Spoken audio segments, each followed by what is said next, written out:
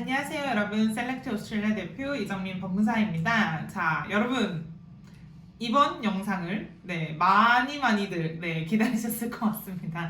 이번 영상을 저희가 좀 빨리 준비를 해보고 싶었는데 아무래도 많은 내용들을 검증을 거치고 이게 확실한 내용인지를 확인을 해야 되는 시간들이 좀 필요하기 때문에 제가 며칠 늦었지만 최대한 정확한 정보로 이해하시기 쉽게 요약을 해서 이번 영상을 한번 찍어보도록 하겠습니다. 4월 말이었죠. 갑자기 이제 이민성 장관이 발표를 합니다. 앞으로 이민 개혁을 할 거야. 이게 거의 역사상 처음 있는 정도로 큰 개혁을 하겠다라고 발표를 했거든요. 호주는 이민자로 만들어진 나라입니다. 그래서 이민 강국이에요, 호주는. 자, 그런 호주에서 이민법을 정말 역사상 처음으로 아주 획기적으로 굉장히 대대적으로 바꾸겠다라고 이민성 장관님이 말씀을 하신 데에는 다 이유가 있고 이미 계획이 있기 때문에 이민성 장관님께서 발표를 하신 것 같은데, 오늘 영상에서 주의하셔야 되는 부분이 뭐냐면 아직까지 법안이 확정이 됐다든지 어떤 가법안이 나왔다든지 그런 단계는 아직 아니에요, 여러분. 정말 오늘 제가 말씀드리는 이 영상도 여러분이 보신 그 미디어에서 나온 얘기와 별반 다르지 않을 수 있습니다. 왜냐면 지금 이민성 장관님께서 말씀하신 그 미디어 릴리즈가 퍼블릭하게 지금 모든 사람이 볼 수 있게 만들어져 있거든요. 자, 저희도 그거를 본 사람이고 아무래도 시청자분들은 어디 요약이 되어 있다든지 한글로 번역이 된 거를 보셨을 수도 있겠는데, 저는 이민성에서 발표한 공식적인 이번 릴리즈를 가지고 제가 요약을 해서 말씀을 드리는 거기 때문에 약간 다르실 수도 있어요. 하지만 제가 오늘 말씀드리는 이 내용이 이민성의 입장이라는 거 그렇게 알고 계시면 되고, 다시 한번 말씀드리지만 아직 법안이 만들어지거나 확정된 건 아무것도 없습니다, 여러분. 제가 지금 이제 말씀드릴 여러 가지 내용이 있어요. 굉장히 내용이 많거든요. 자, 이 중에서 모든 것이 다 실제로 법안으로 만들어져서 실행이 될 수도 있고요. 이 중에서 몇 가지는 안 될 가능성도 아주 높습니다, 여러분. 자, 그래서 아직 너무 패닉하시는 것도 이르고요. 너무 기뻐하시는 것도 일러요. 자, 지금 현재 내가 할 수 있는 거를 그냥 최선을 다하고 계시다가 나한테 정말 맞는 법이 바뀌었을 때, 자, 그때 행동하셔도 늦지 않습니다. 자, 그럼 이제 우리 본론으로 한번 들어가 볼까요? 자, 첫 번째로 이민성 장관님께서 말씀하신 큰 변화 중에 하나는 이민법을 개정을 할 때, 자, 장기적으로 계획을 짜겠다예요. 최소 10년 주기. 자, 지금까지는 어땠어요, 여러분? 이민법을 한 번 만들어 놓고 갑자기 한 달 후에 무효화. 갑자기 6개월 후에 새로 또 만들어버리고 막 1년 후에 만들어버리고 굉장히 자주 바뀌었습니다. 자, 그런데 이게 너무 많은 사람들에게 혼란을 주고 있잖아요. 그죠? 그래서 이민성 장관님이 말씀하시기로 마이그레이션 플랜을 짤 때, 자, 10년 장기적으로 보고 플랜을 짜자. 자, 이렇게 말씀을 하셨습니다. 그래서 한 번 만들어진 법이 웬만하면 10년까지는 유효할 수 있도록 이렇게 바뀔 전망입니다. 자, 두 번째 포인트는요, 우리 레이버 마켓 테스팅이라고 한번 들어보셨나요? 이게 뭐냐면 예를 들어 고용주 스폰서십 비자 48이라든지 494라든지 이런 걸 신청을 하실 때 꼭 구인 광고를 올렸었어야만 했어요. 대부분 한국 분들은 여기서 면제를 받으십니다. 자, 그런데 한국 이외의 몇몇 나라를 제외하고는 고용주 스폰서십을 신청하실 때 무조건 구인 광고가 필수였습니다. 자, 이게 폐지가 될 전망입니다. 자, 이게 폐지가 된다는 거는 굉장히 고용주 스폰서십 비자를 신청을 할 때 고용주분들한테 좀 부담이 덜 할 것 같다. 이렇게 정리를 해보겠습니다. 자, 세 번째 포인트는요, 현재 TSS 비자, 우리 482 비자라고 하죠. 이걸 들고 있는데 내가 고용주를 바꾸고 싶어요. 그럼 얼마 만에 바꿔야 됐었죠? 그쵸, 60일 안에 바꾸셔야 됩니다. 자, 근데 이게 6개월까지 늘어날 가능성이 있다고 합니다. 아무래도 60일은 너무 짧은 시간 같아요. 그쵸? 그래서 다른 고용주를 찾을 때 6개월의 시간을 주고 6개월 안에 고용주 트랜스퍼를 할 수 있게 바꾼다고 합니다. 자, 네 번째 포인트는요, 우리 그 스킬링 오스트레일리안 펀드 랩이라고 해서 TSS라든지 ENS 494 이런 거 고용주 스폰서십 신청하실 때 고용주분이 부담하셔야 되는 비용 중에 아주 큰 부분을 차지하는 게 바로 이 SAF 랩이라고 해서 기부금 형식으로 이민성에다 내시는 돈이 있어요. 자, 이게 많게는 막 7, 8천 불까지 올라갑니다. 이제 회사 규모에 따라서. 자, 이거를 무조건 비자를 줄 때 처음에 그 몇 년치를 한꺼번에 냈었어야 돼요. 이 사람이 그 이후에 그만두던지 말던지 언제까지 일을 할 수 있는 그런 보장이 없음에도 불구하고 한꺼번에 돈을 다 가져갔어요. 심지어 노미네이션이 거절이 돼도 환불을 해주지 않았습니다. 이거 너무 불합리하잖아요, 여러분. 그죠? 자, 요게 어떻게 바뀔 거냐? 미리 몇 년치를 내던 걸 앞으로 monthly installment, 자, 한 달에 한 번씩 나눠서 낼 수 있도록 네, 그렇게 바꿔주겠다고 합니다. 네, 드디어 좀 합리적인 방법으로 가고 있는 것 같습니다. 자, 5번째 소식입니다. 이거 아주 많이들 이제 기다리셨던 부분인 것 같아요, 여러분. 직업군과 상관없이 TSS 비자를 받으신 분들은 한 고용주랑 일정 기간을 근무를 하시면 ENS로 넘어가실 수 있도록 바꾼다고 합니다.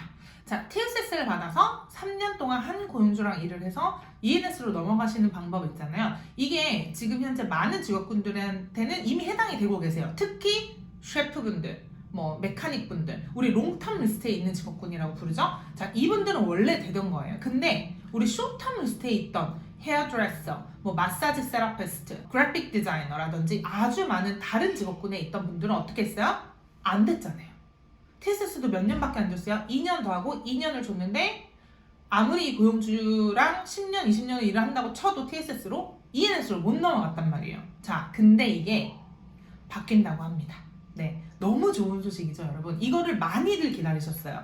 그래서 이제는 직업군 상관없이 TSS로 일정 기간의 일을 하면 네, ENS로 넘어갈 수가 있다. 자, 제가 여기서 왜 일정 기간이라고 하냐면요. 아직 이게 2년일지 3년일지 몇 년일지에 대한 얘기는 없습니다, 여러분. 자, 그래서 이 부분에 대해서도 법안이 바뀌는 것, 네, 한번 지켜봐야 될 것 같습니다. 자, 6번째 포인트는요. 이거 진짜 말이 많았어요. 제가 이것 때문에 지난 며칠 동안 전화를 정말 많이 받았거든요. 자, 뭔가요, 여러분? 자, 연봉. 기본 연봉. 우리 미니멈 샐러리가 53,900불에서 얼마까지 오른다고 했죠? 7만 불까지 오른다고 합니다. 자, 이건 당장 7월 1일부터 시행이 될 건데요. 자, 이것도 좀 말이 많아요. 왜냐면 이 53,900불이라는 미니멈 연봉이 해당되는 비자들이 TSS, ENS만 되는 게 아니에요. 뭐도 있죠? 그렇죠. 491 비자를 갖고 계신 분들이 191로 넘어갈 때도 53,900불을 3년을 만드셔야 되잖아요. 자, 여기에도 해당이 될 거냐? 자, 이 부분에 대해서 굉장히 많이 말하는데, 자, 이 부분에 대해서는 아직까지 발표된 게 아무것도 없습니다. 자, 그래서 491 갖고 계신 분들, 491 신청하시려고 하셨던 분들 아직까지는 패닉하지 마세요. 정해진 게 아니에요, 여러분.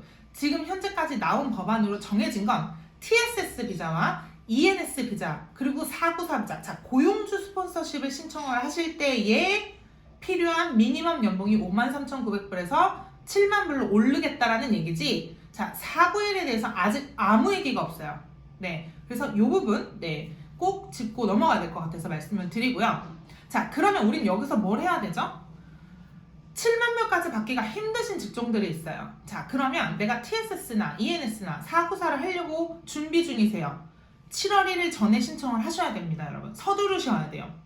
7월 1일 전에 신청을 해두셔야 그나마 안전해요, 여러분. 만약에 7월 1일날 법이 바뀌면서 이미 신청한 사람들에 대해서는 이 법을 적용하지 않을 가능성이 크거든요.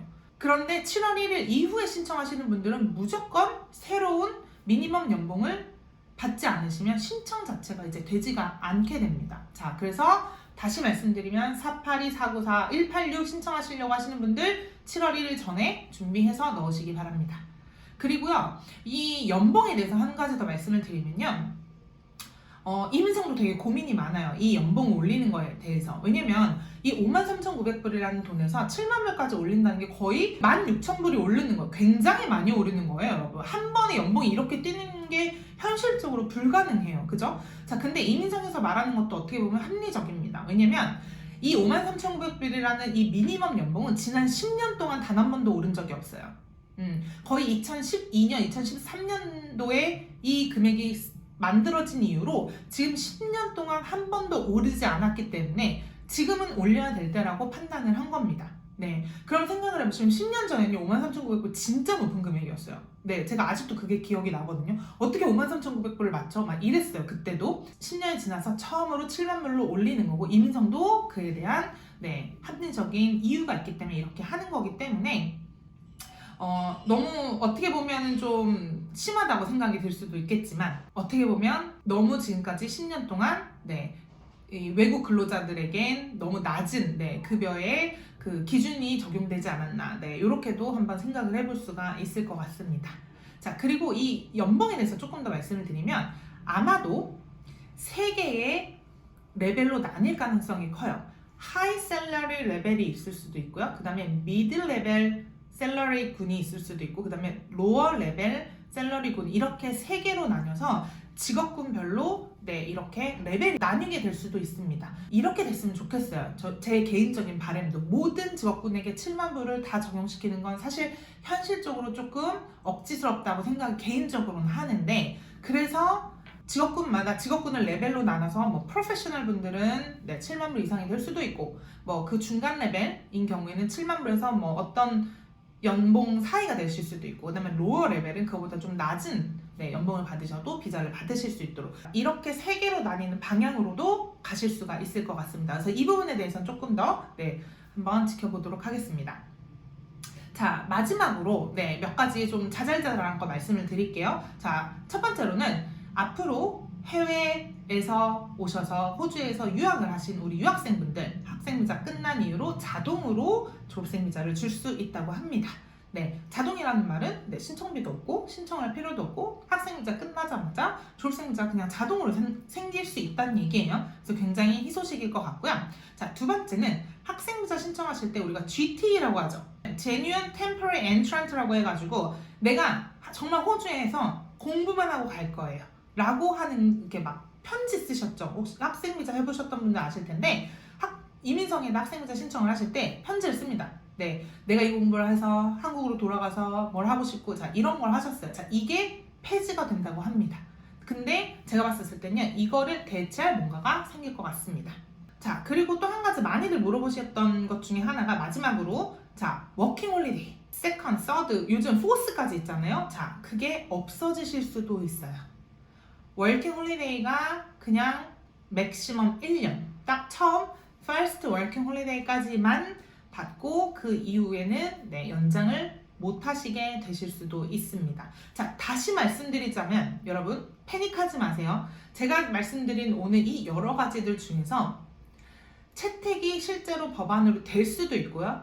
안 될 가능성도 많은 것들이 있어요.